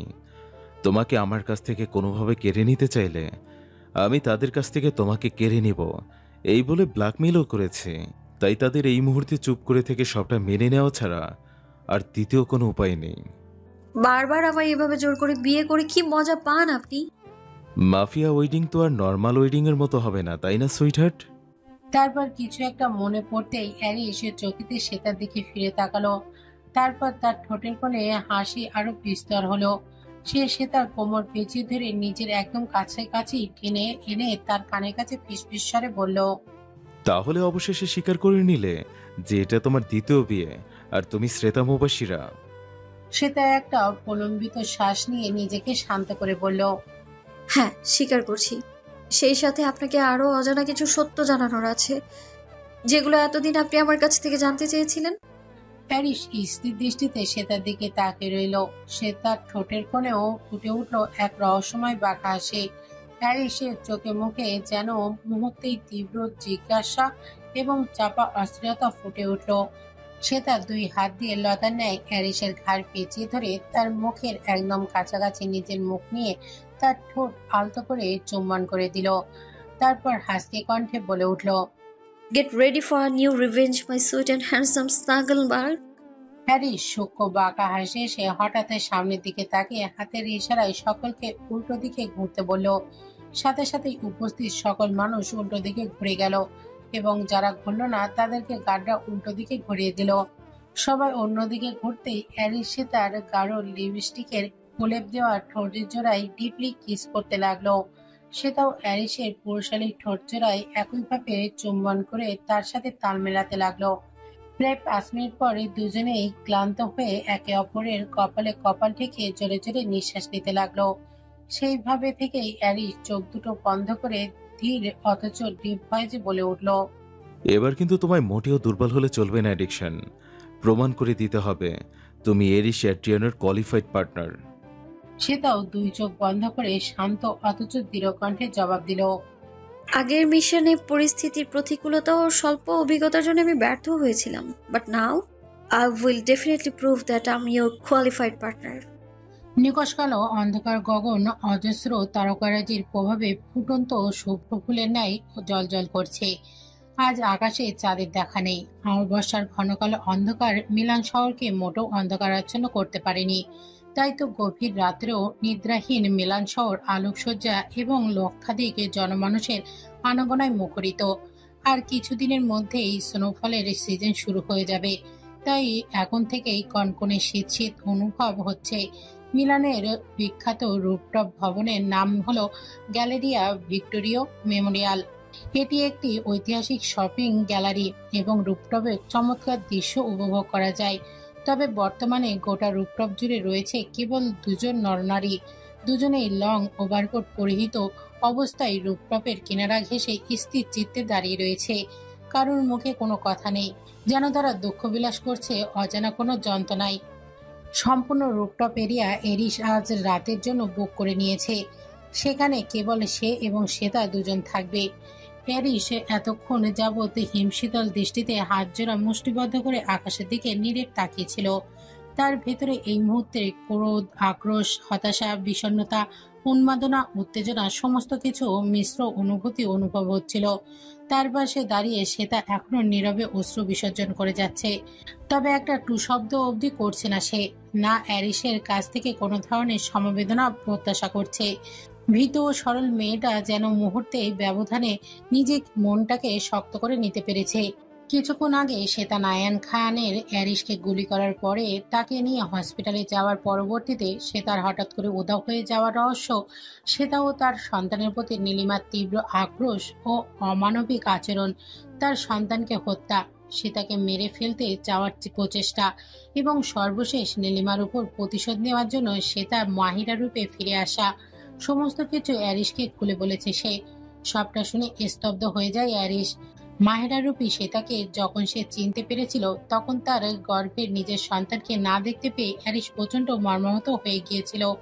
তারপর নিজেকে সান্ত্বনা দিয়েছে এই ভেবে যে হয়তো কোনো কারণে তার বাচ্চাটা মিসক্যারেজ হয়ে গিয়েছে, এই জন্য শ্বেতাকে সে কোনো ধরনের ব্লেম করবে না বলে ঠিক করেছিল। কিন্তু তার অংশের প্রতি যে এরকম জঘন্য ও অমানবিক আচরণ করে তাকে পৃথিবী থেকে সরিয়ে দেওয়া হয়েছিল, সেটা জানতে পেরে সীমাহীন ক্রোধ আর বিষণ্ণতায় ঘিরে ধরে তাকে। বহু বছর পর শ্বেতাবাদে অন্য একটি অস্তিত্বের জন্য অ্যারিসের চোখ থেকে দুফোঁটা অশ্রু ঝরে পড়ল। সে আর কেউ নাই, তারা শ্বেতার ভালোবাসার অস্তিত্ব, তাদের অনাগত সন্তান। সন্তানহারা পিতা হিসেবে অ্যারিসের হৃদয় সীমাহীন কষ্ট ও যন্ত্রণায় জর্জরিত হয়ে যেতে লাগলো। পরক্ষণে চোখ দুটো খিচে বন্ধ করে নিয়ে আবারও চোখ মেলে তাকালো সে। না, তাকে কিছুতেই দুর্বল হলে চলবে না। সে Aris Adriano, Italian most powerful mafia boss. তাকে দুর্বলতা মানায় না, তার পাথর কঠিন হৃদয়ে কেবল হিংস্রতা ও পৈশাসিকতাই মানায়। মুহূর্তেই নিজেকে সম্পূর্ণ ধাতস্থ করে দাঁতে দাঁত পিষে শক্ত করে নিল অ্যারিস। তারপর এক ঝটকায় সে তাকে নিজের দিকে ঘুরিয়ে তার দিকে জ্বলন্ত দৃষ্টিতে তাকিয়ে থেকে অ্যারিস প্রচন্ড আক্রোশ ভরা কণ্ঠে বলতে লাগলো, একদম ভেঙে পড়বে না বলে দিচ্ছি অ্যাডিকশন। শক্ত হতে হবে তোমায়। আমাদের সন্তান হত্যার প্রতিশোধ নিতে হবে, অত্যন্ত ভয়ঙ্করভাবে। সে তার শূন্য দৃষ্টিতে অ্যারিসের দিকে তাকিয়ে বিষণ্ণ কণ্ঠে বলল, আপনি একটু ভেঙে পড়েননি? হ্যারিস কিছু মুহূর্তের জন্য থমকালো। পরক্ষণেই নিজেকে আরো শক্ত করে সে তার দুই কাঁধে শক্তভাবে ঝাঁকিয়ে প্রচন্ড শীতল কণ্ঠে বলতে লাগলো, না, এরিস কখনো ভেঙে পড়ে না, আর না সে তোমায় ভেঙে পড়তে দেবে। প্রস্তুত হয়ে যাও ওই কালপ্রিটের প্রতি রিভেঞ্জ নেওয়ার জন্য। সে তার নিজের দুই চোখের পানি মুছে নিজেকে যথাসম্ভব শক্ত করলো। তারপর দৃঢ় কণ্ঠে বলল, কিন্তু ওই নীলিমার খোঁজ পাবো কি করে? সেটা নিয়ে তুমি চিন্তা করো না। ফারহানকে আমি ওর খোঁজ লাগানোর জন্য বলে দিয়েছি। দুনিয়া তন্ন তন্ন করে হলেও 24 ঘন্টার মধ্যে আমরা নীলিমার খোঁজ পেয়ে যাব। আর তারপর বাকি কথা আর সম্পন্ন করলো না অ্যারিস। তার চোখে মুখে ফুটে উঠল এক তীব্র বিভীষিকাময় হিংস্রতা। একই ভাবভঙ্গি সে তার চেহারাতেও ধারণ হলো। ইটালির ফ্লোরেন্স শহরে বিখ্যাত গ্যাংস্টার ফ্রান্সিসকো জিওভান্নি গোটা শহরে এক প্রকার তার নিয়ন্ত্রণেই বলা যায়। যদিও অ্যারিসের প্রভাব সমগ্র ইটালি জুড়ে বিদ্যমান, তবুও এই শহরে খুব একটা আধিপত্য চালায় না সে। মিলান শহরই তার মূল ঘাঁটি, কিন্তু দরকার পড়লে এই শহরটিকেও কবজা নিতে তার দুবারও ভাবতে হবে না। ফ্রান্সিসকো জেনোভারি আলিশান প্যালেসে আগাগোড়া সশস্ত্র গার্ড দ্বারা নিয়ন্ত্রিত, সেই সাথে অত্যাধিক পদ্ধতিতে ঘেরা প্যালেসের প্রতিটা আনাচে কানাচে। বিশালবহুল প্যালেসের ভেতরটা যদিও এর নিয়ন্ত্রণ মুক্ত, কারণ ফ্রান্সিসকো জিওভানি গ্যাংস্টারের পাশাপাশি নারীর সঙ্গ এবং ড্রাগসে মত্ত থাকে, তাই অন্দরমহলে খুব একটা পদচারণের নেই গার্ডদের, থাকলেও সেটা স্বল্প সংখ্যক। এই মুহূর্তে বেডরুমে এক বাঙালি তরুণীর সাথে অন্তরঙ্গ অবস্থায় মত্ত ফ্রান্সিসকো জিওভানি। 40 ঊর্ধ্ব ফ্রান্সিসকো জিওভানির সাথে 26 বছর বয়সী নীলিমার ঘনিষ্ঠ মুহূর্তে যেন একটু অস্বস্তি হচ্ছে না। দুজনেই দুজনকে লাভবান হওয়ার জন্য এই অবস্থায় অবনীত হয়েছে। ফ্রান্সিসকো জিওভানি চাই তার শারীরিক চাহিদা এবং নীলিমা চাই তার কাছ থেকে নিজের নিরাপত্তা ও ক্ষমতা। দীর্ঘক্ষণ সময় অতিবাহিত হওয়ার পর দুজনেই শর্ট একটা রূপ পরে নিল। ঘনিষ্ঠ অবস্থায় বসে মার্টিন গ্লাসে চুমুক দিতে দিতে ফ্রান্সিসকো জিওভানি নীলিমার শরীরে বিভিন্ন অংশে আপত্তিকর স্পর্শ দিতে দিতে স্পষ্ট ইটালিয়ান ভাষায় নেশালো কণ্ঠে বলে উঠল, আজ তুমি আমায় তৃপ্তি করলে ডার্লিং। এবার বিনিময়ে তুমি যা চাইবে তাই দিব। নীলিমা একটা বাঁকা হাসি ঝুলিয়ে ফ্রান্সিসকো জিওভানির সমগ্র মুখমণ্ডল জুড়ে নিজের আঙুলের স্পর্শ বোলাতে বোলাতে একই ভাষায় লাস্যময়ী কণ্ঠে বলল, তাই যাই চাইবো তাই দিবে? অফকোর্স, শুধু চাইই দেখো না। নীলিমা একটা শয়তানি হাসি দিয়ে ফ্রান্সিসকো জিওনাভিকে উষ্ণ আলিঙ্গনে জড়িয়ে নিতে নিতে ধিমে আওয়াজে বলল, তোমায় আমাকে সব অবস্থায় সবসময় প্রোটেক্ট করতে হবে। তোমার সমস্ত পাওয়ার আমায় ইউজ করতে দিতে হবে। ফ্রান্সিসকো জিওভানি কিছুক্ষণ চুপ করে থেকে নীলিমাকে আরো শক্ত করে জাপটে ধরে দৃঢ় স্বরে বলে উঠল, ইয়া অফকোর্স বেবি, আমার যা সব তো তোমারই। তোমার সত্ত্বে আমি রাজি। তার বিনিময়ে তোমার আজীবন আমায় রক্ষিতা হয়ে থাকতে হবে। নীলিমা ফ্রান্সিসকো জিওভানির গালে একটা নরম চুম্বন করে ফিসেল হেসে বলল, ওকে সুইটহার্ট, দেন ডিল ডান। নীলিমাকে ট্রিটমেন্টের জন্য কানাডা নিয়ে আসার কয়েকদিনের মধ্যেই মূলত তার জ্ঞান ফিরে আসে এবং সে কোমা থেকে বেরিয়ে আসে। নাদিরা খান ও আশরাফি খান তাকে ফ্রান্সিসকো জিওনাভির কাছে সুরক্ষিত রেখে আর এক পাওয়ারফুল গ্যাংস্টার আন্তোনিও রিকার্দোর সাথে হাত মেলায়। এদিকে নীলিমা তার বাবা মায়ের সাথে যোগাযোগ করতে ব্যর্থ হওয়ায় ফ্রান্সিসকো জিওনাভির দেওয়া কুপ্রস্তাবে রাজি হয়ে অ্যারিসের কাছ থেকে নিজের বাঁচার পথ সুগম করে নেয়। এটাও সে কোনোভাবে জানতে পেরে যায় যে মাহিরা শেওরি সে কি আসলে শ্বেতা। রাত্রির প্রথম প্রহরে ফ্রান্সিসকো জিওনাভির সম্পূর্ণ প্যালেস ঘিরে ফেলেছে অ্যারিসের সহস্রাধিক গার্ড। তবে এতটাই গোপনীয়তা সহকারে তারা চারপাশে জুড়ে রয়েছে যে ফ্রান্সিসকো জিওনাভি কিংবা তার কোনো গার্ডরা কিচ্ছুটি টের পর্যন্ত পায়নি। তবে সময় হলেই অ্যারিসের নির্দেশে তারা আক্রমণ করতে ঝাঁপিয়ে পড়বে। অ্যারিস আর শ্বেতা দুজন বর্তমানে অত্যাধুনিক লিউকিড এয়ার কান্ড্রিতে অবস্থান করছে। দুজনের পরনে black T shirt, jeans, long hoodie এবং মুখে মাস্ক পরনে। তাদের গতিবিধি এই মুহূর্তে কয়েকশো মিটার দূরে অবস্থিত ফ্রান্সিসকো জিওনাভির প্যালেসের দিকে স্থির। প্যারিসের হাতে সম্পূর্ণ প্যালেসের ম্যাপ। তাতে অত্যন্ত বিচক্ষণ ভঙ্গিতে চোখ বুলিয়ে নিচ্ছে তারা। আর একটু পরেই আক্রমণের জন্য প্রস্তুত হয়ে পড়বে দুজন। ফ্রান্সিসকো জিওনাভির প্যালেসের ভেতরে কোনো গার্ড না থাকায় অ্যারিস আর শ্বেতা সেখানে গার্ড না নিয়ে যাওয়ার সিদ্ধান্ত নিল। তারা দুজনেই সেখানে অবস্থানরত গুটি কয়েক গার্ডকে কাবু করে ফেলে ফ্রান্সিসকো জিওনাভি ও নীলিমাকে কবজা করবে বলে ঠিক করেছে। মশা মারতে কামান দাগা ব্যবহার করবে না, এমনটাই আর কি। তবে প্রয়োজন পড়লে অবশ্যই তাদের গার্ডরা ভেতরে চলে যাবে। গার্ডদের সম্পূর্ণ নিয়ন্ত্রণ এই মুহূর্তে ফাহানের হাতে ন্যস্ত। হ্যারিস শ্বেতার দিকে তাকিয়ে দৃঢ়স্বরে বলল,